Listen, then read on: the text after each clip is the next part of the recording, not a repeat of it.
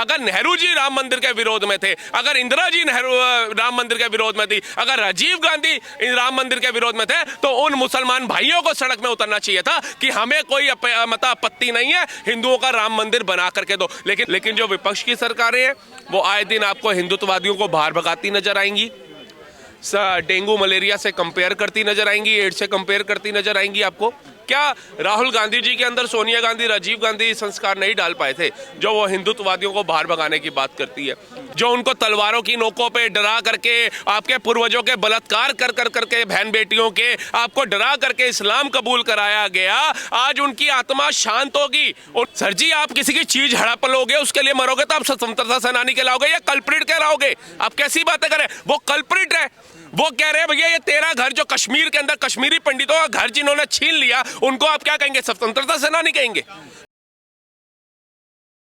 Rahul Mehta sir. देखिए, जैसे नया साल आने वाला है, लेकिन अभी तक हम ये देखते थे कि लोग जो है नया साल मनाने शिमला, मनाली ऐसी जगह जाते थे, लेकिन अयोध्या, काशी, मथुरा, इनमें लंबी लाइनें लगने का क्या मतलब है नए साल? देखिए, नए साल का जो आगाज होता है ना, नए साल के बाद, जैसे अभी 2024 खत्म, 2025 में हम प्रवेश करेंगे, तो हमारी सनातन संस्कृति में भी कहा जाता है अच्छाई से शुरुआत की जाए।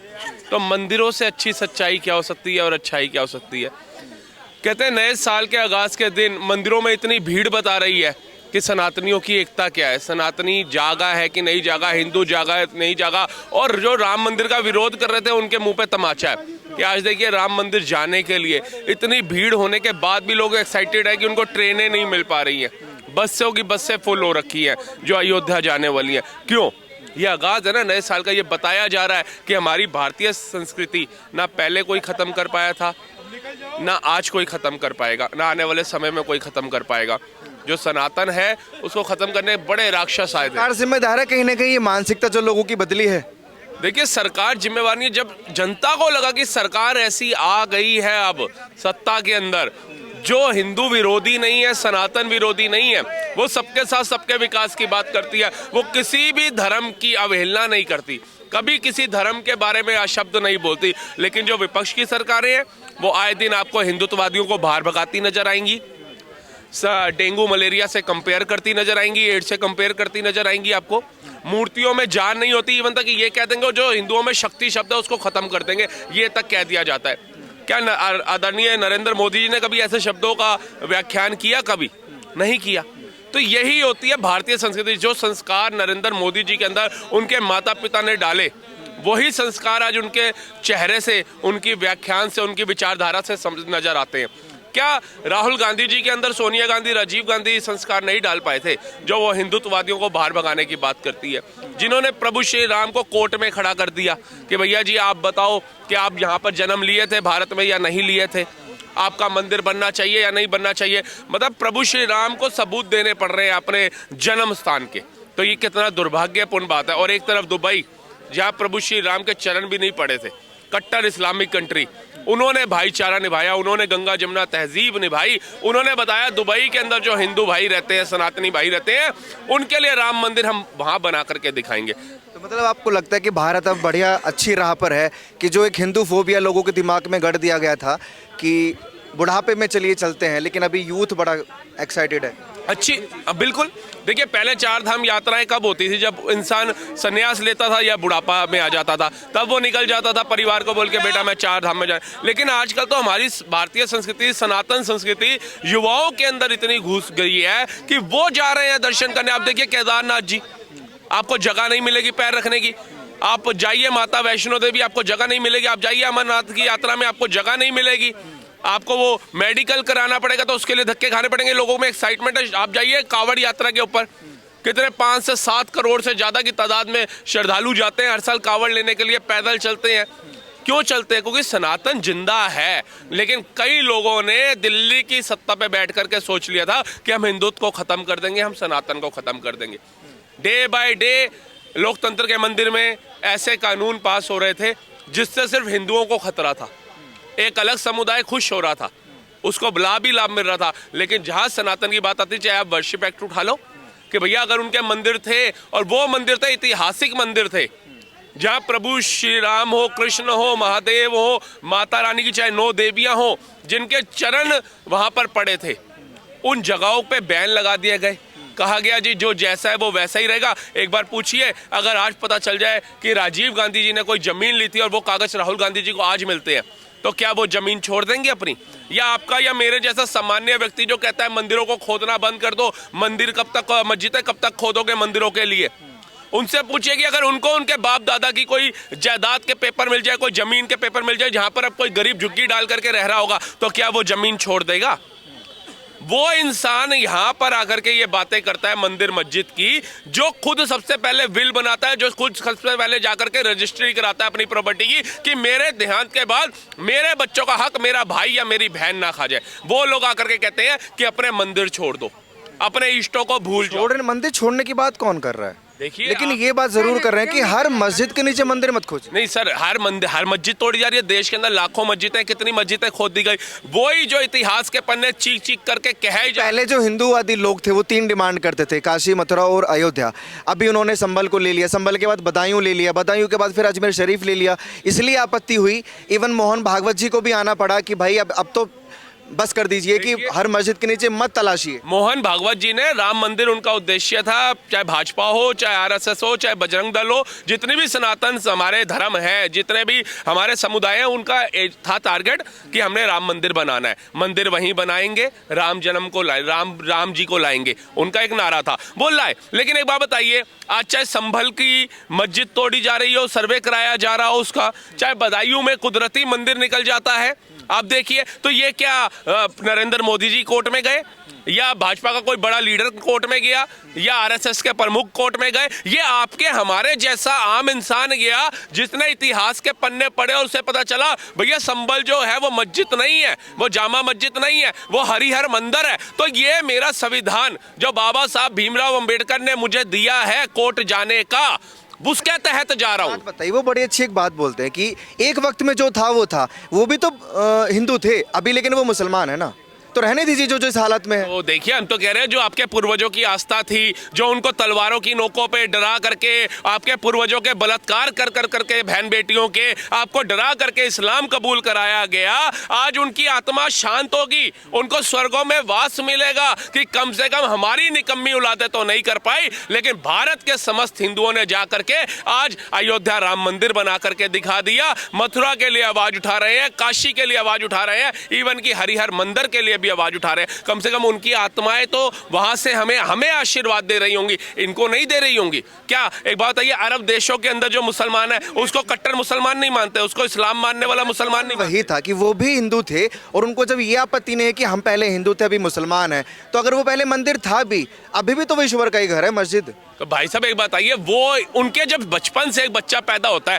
अगर हमें भारतीय संस्कृति पढ़ाई गई, हमारे को हमारे 34 करोड़ देवी देवता थे, 34 कोटि देवी देवता थे, उनके बारे में बताया गया, हमारी भारतीय संस्कृति क्या है उसके बारे में बताया गया, तभी आज हम भारतीय संस्कृति का सम्मान कर रहे हैं ना। अब एक बच्चा जिसके पूर्वजों ने एक धर्म को अपना लिया था, आज वो कहता है जी हम तो मुसलमान है ना, हम क्या करें? अरे आपको, अगर आप मुसलमान है तो आप रहिए, हमने आपको ये तो नहीं कहा आप हिंदू बन जाइए अगर आपके पूर्वज थे। तो उनकी मस्जिदों को मंदिर में क्यों तब्दील करना है फिर से? मस्जिदें नहीं कह सकते ना सर। अगर एक बात बताइए, मेरा बेटा जाकर के किसी का थप्पड़ मार के आ जाता है, लेकिन वो मानते हैं ना कि मस्जिद हमारी है। नहीं, वो मर जाते हैं मस्जिद के लिए, कैसी बात कर रहे हैं? बात बताइए, मरते मरते तो हमारे स्वतंत्रता सेनानी भी थे अंग्रेजों को भगाने के लिए। गुरु गोविंद सिंह साहब ने मंदिरों को बचाने के लिए पूरा परिवार वार दिया था। गुरु तेग बहादुर साहब ने जनेऊ आप जो मस्जिद के लिए मर रहे हैं उनकी तुलना स्वतंत्रता सेनानी से कर रहे हैं। मस्जिद के लिए जो मर रहे हैं सर जी, आप किसी की चीज हड़प लोगे उसके लिए मरोगे तो आप स्वतंत्रता सेनानी कहलाओगे या कल्प्रिट कहलाओगे? आप कैसी बातें करें? वो कल्प्रिट है, वो कह रहे हैं भैया ये तेरा घर जो कश्मीर के अंदर कश्मीरी पंडितों का घर जिन्होंने छीन लिया, उनको आप क्या कहेंगे? स्वतंत्रता सेनानी कहेंगे? तो जिन्होंने हमारे मंदिर छीन लिए उनको आप स्वतंत्रता सेनानी कहेंगे या कल्प्रिट कहेंगे? बताइए, क्या हिंदू वहां अच्छे से नहीं रह रहा था क्या कश्मीर में? क्या भाईचारा वहां नहीं निभाया जा रहा था? क्या वहां गंगा जमुना तहजीब नहीं थी? लेकिन एक दिन ऐसा क्या होता है रातों रात कि मस्जिदों से आह्वान हो जाता है कि हिंदू अपनी बहन बेटियां छोड़ दो और यहां से कश्मीर छोड़ के भाग जाओ, नहीं तो इस्लाम कबूल करो। ये भारत में ही हुआ, ये नए भारत में हुआ, आजाद भारत में हुआ। तब कहां थे राहुल गांधी? सरकार केंद्र में थी, नहीं थी। उसके बाद भी इनकी रही मनमोहन सिंह जी की। हम कहते हैं भाजपा तो 2014 में आई ना, उससे पहले इनकी सरकार थी। इन्होंने क्यों नहीं कश्मीरी पंडितों को बसाने का काम किया? इन्होंने क्यों नहीं तिरंगा झंडा लहराने का काम किया? इन्होंने क्यों नहीं पत्थरबाजों को भगाने का काम किया? इन्होंने क्यों ये सारे काम नहीं किया? क्या इनके पास आर्मी नहीं थी? क्या इनके अंडर थल सेना नहीं थी, जल सेना नहीं थी? आप बताइए। या पुलिस नहीं थी? कौन सी ऐसी कमी थी भारत के अंदर जो इनको रोक रही थी कि वहां पर कश्मीरी पंडितों को दोबारा मत बसाओ? आज तमिलनाडु से प्रताड़ित हो रहा है हिंदू, आज बंगाल से प्रताड़ित हो रहा है हिंदू, आज केरला से प्रताड़ित हो रहा है हिंदू। क्यों? हिंदू ही क्यों प्रताड़ित? ये आप कह रहे हैं सुप्रीम कोर्ट को ये नहीं लगता, और सुप्रीम कोर्ट ने दखलंदाजी इसीलिए की है कि ये जो पहले के हालात थे, चलिए जो भी है आप वो भी मानते हैं, लेकिन अभी सडनली हर चीज में साधु संत क्यों आ रहे हैं? सरकारें अपना फैसला क्यों सुना रही हैं? सुप्रीम कोर्ट है ना उसके लिए। जैसे अभी धर्म संसद फिर से ये लोग करने वाले हैं 25 तारीख को, वक्फ बोर्ड को भंग करने की मांग कर रहे हैं। ये अधिकार तो सरकार के हाथ में है ना। क्यों? ये संविधान ने हमारे को राइट दिया अपनी आवाज रखने का। लोकतांत्रिक देश है ये, लोकतंत्र की आजादी है, अभिभावक की आजादी है। सरकारों को साइड में कर देते हैं, साधु संत जो है वो भंग कर देंगे वक्फ बोर्ड को। वक्फ बोर्ड ऐसे भंग हो जाएगा? आप बताइए। आवाज तो उठाएंगे, बच्चा रोएगा तभी माँ दूध पिलाएगी। अगर बच्चा शांति से सो रहा है तो माँ जबरदस्ती थोड़ी ना उसको दूध पिलाएगी। मेरे बेटे को भूख लगी है। अब साधु संत जब तक सड़कों पे नहीं आएंगे, अपनी आवाज नहीं उठाएंगे, हिंदू घरों से नहीं निकलेगा, अपनी आवाज नहीं उठाएगा। आज तो वक्फ बोर्ड तीसरे नंबर पे है, एक नंबर पे आते कितना समय लगेगा? 1995 के अंदर उसको राइट्स दिए गए ना ज्यादा। 1995 तक टिल 2025 में जी रहे हैं। का चिंतन सरकार को करना चाहिए ना। लो लेकर आए, बिल लेकर आए, साधु संतों को ये करना पड़ रहा है। बताइए, राजनीति करनी पड़ रही है। उनका काम तो सन्यास का है ना। देखिए, जो सरकार है, आप एक बात बताइए, हम अपने कॉलोनी के निगम पार्षद को, विधायक को तो बोल देते हैं भैया ये सीवर तेरे अंडर है, साफ करा, ये नालियां तेरे अंदर साफ करा, ये सड़कें तेरे अंदर साफ करा। प्रधानमंत्री जो मोदी हैं वो कोई निगम पार्षद थोड़ी ना है किसी कॉलोनी के, वो देश के प्रधानमंत्री हैं। अगर वो अपने आप से ही सब कुछ करने लग जाएंगे, अभी तो वो सबके साथ सबके विकास की बात करते हैं। अगर आयुष्मान योजना लाते तो हिंदू मुस्लिम सिख ईसाई सबको राइट मिलता है उसको लेने का। कृषि कल्याण योजना सबको राइट है, झुग्गी पक्का मकान सबको राइट दिया हुआ है। उन्होंने एक अलग समुदाय के तरीके से काम नहीं किया जैसे कांग्रेस ने संविधान की धज्जियां उड़ा के किया। वक्फ बोर्ड एक अलग समुदाय को दिया, उससे देश को क्या फायदा हुआ? बताइए, एक फायदा नहीं हुआ।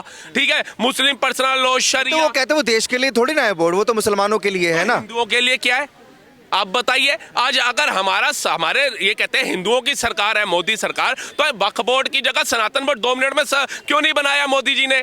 2014 में शपथ ली मोदी जी ने बतौर प्रधानमंत्री, लेकिन 2019 में जाकर के सर्वोच्च न्यायालय का फैसला आता है राम मंदिर को लेके।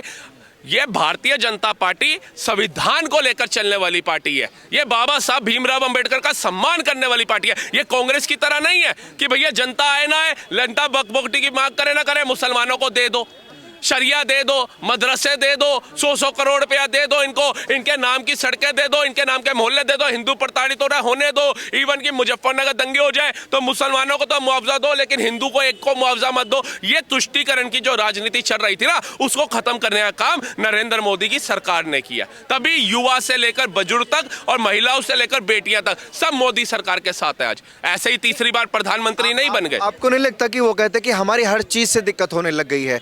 हमारे कुंभ के मेले में जाने से दिक्कत हो गई है, हमारे वक्फ बोर्ड से दिक्कत हो गई है, हमारी मस्जिदों से दिक्कत हो गई है।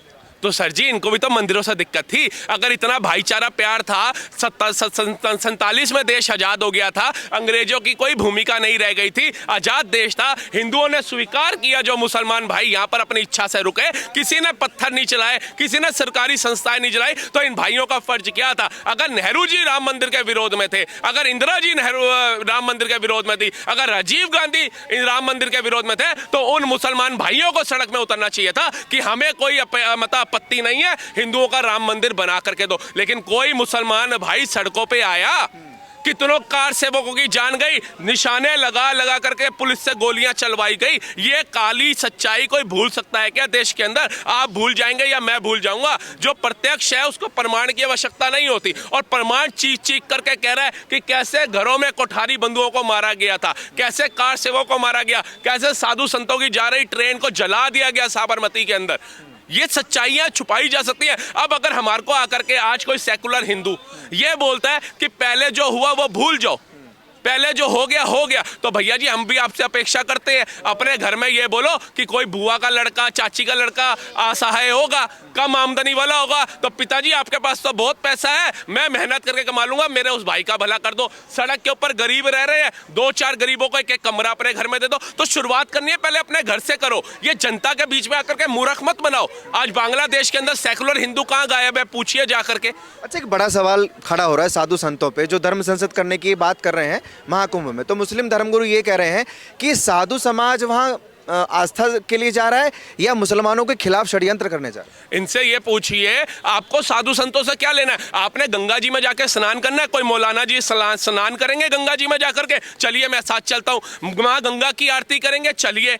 सनातन धर्म को अपनाएंगे, चलिए। जनेऊ डालेंगे, चलिए, अभी चलिए, कौन रोक रहा है आपको। ना अपने जनेऊ डालना, ना अपने प्रसाद ग्रहण करना, ना गंगा जी में स्नान करना, तो आप उसके अंदर क्या जा रहे हैं, आप वहां दंगा करने दुकानें लगाएंगे। हाँ जी, हाँ, थूका हुआ खिलाएंगे, उस प्रसाद के ऊपर थूका हुआ दोगे, फूलों के हार के ऊपर थूका हुआ दोगे, और जब आप पकड़े जाओगे तो कहोगे देखो जी संविधान खतरे में आ गया, लोकतंत्र खतरे में आ गया, मुसलमान असुरक्षित है। तो जब आपको पता है कि आप ही में से कुछ लोग जाकर के थूकते हैं, खाने में मूतते हैं, प्रसाद को खंडित करते हैं, तो आपको वहां जाने की आवश्यकता क्या है। आपको किसने कहा जाइए, वैसे ना अपने मूर्तियों को पूजना नहीं। रोकने की मांग तो चल रही है, लेकिन नवाजुद्दीन सिद्दीकी को क्यों नहीं रोका फिर साधु संतों ने। मैं तो कहता हूं उसको भी रोकना चाहिए। वह एक चीज आपको मैं एक चीज बताता हूँ, एक वहां पर विरोध हो रहा है दुकान लगाने का, व्यवसाय करने का भी विरोध क्यों हो रहा है। आज से पहले भी महाकुंभ लगे हैं, ऐसा नहीं ये देश में पहली बार महाकुंभ लग रहा है, लेकिन आज से पहले विरोध नहीं हुआ। आज क्यों हो रहा है, क्योंकि आज सोशल मीडिया के जमाने में आप 1, 2, 10, 15 वीडियो आ जाएंगे ना, आप उसको इग्नोर करोगे, कुछ मूर्ख होते हैं, लेकिन सैकड़ों वीडियो आ रही हैं। कभी सब्जियों को नाले के पानी से धोया जा रहा है, कभी गुलाब जामुनों में मूता जा रहा है, कभी जूस में मूता जा रहा है, ठीक है जी, थूका जा रहा है रोटियों के ऊपर, फूलों के ऊपर थूका जा रहा है, भगवान को जाने वाले प्रसाद जो हम अर्जित करते हैं भगवान को, उसमें थूका जा रहा है। तो आप बताइए, आप एक आस्था स्थल के ऊपर अपने इष्ट को इतनी भावना से जा रहे हैं, जबकि इतनी ठंड में आप घर नहीं नहाते होंगे, लेकिन गंगा जी में स्नान करके जा रहे हैं। वो आस्था तो आपकी खत्म हो गई अगर आपको पता चलता है जी मैंने थूका हुआ और मूता हुआ अपने भगवान को अर्पित कर दिया। तो ये चीज बताइए, नवाजुद्दीन सिद्दीकी गया, वो गया वहां पर रोजगार कमाने नहीं गया, वो वहां पर फूलों की दुकान लगाने नहीं गया। आप भी जाइए, देखिए, देखने से वो देखने गया नजारा, वो स्वर्ग का नजारा देखने गया।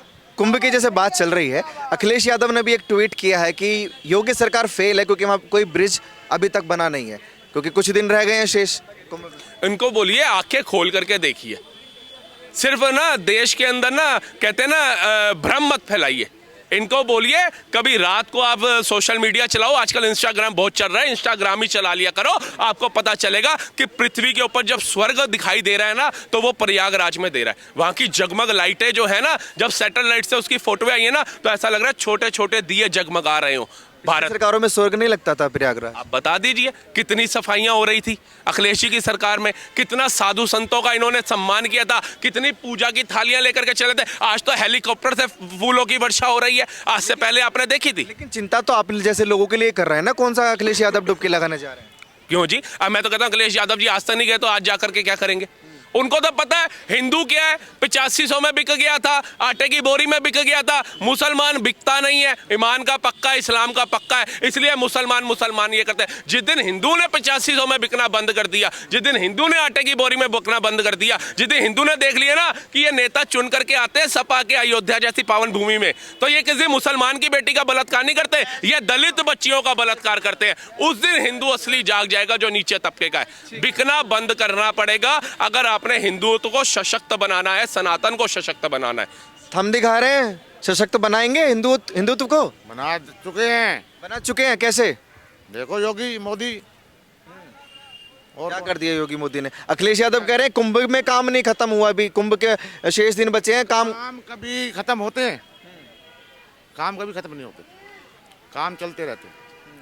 सब बढ़िया चल रहा है। सर नाम? 45 करोड़। मेरा नाम तो पूछा नहीं आपने। अच्छा, नाम बताइए क्या है? रविंद्र छाबड़ा। रविंद्र छाबड़ा जी, आप क्या कह रहे थे बताइए। मैं ये कह रहा था, मैं भूल जाता हूँ, 60 साल के पार हूँ। कोई बात नहीं। क्या कह रहा था? 45 करोड़ कह रहे थे। 45 करोड़ जनता आ रही है 13 तारीख कुंभ में, मैं जा रहा हूँ। और बोलो, आप भी जा रहे हैं? तो इस बार कुछ स्पेशल है? मोदी सर्वे कर तो आया 15-20 दिन पहले, ड्रोन छोड़े हुए हैं, बहुत अच्छी व्यवस्था। लेकिन मुस्लिमों को जो आने से रोकने की मांग कर रहे हैं, वो अच्छा है। क्यों?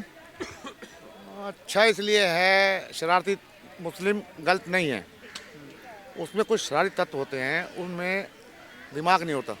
अच्छा, वो क्या कहते हैं, अकल से पैदल। तो सही मांग कर रहे हैं। हाँ बिल्कुल सही है जी।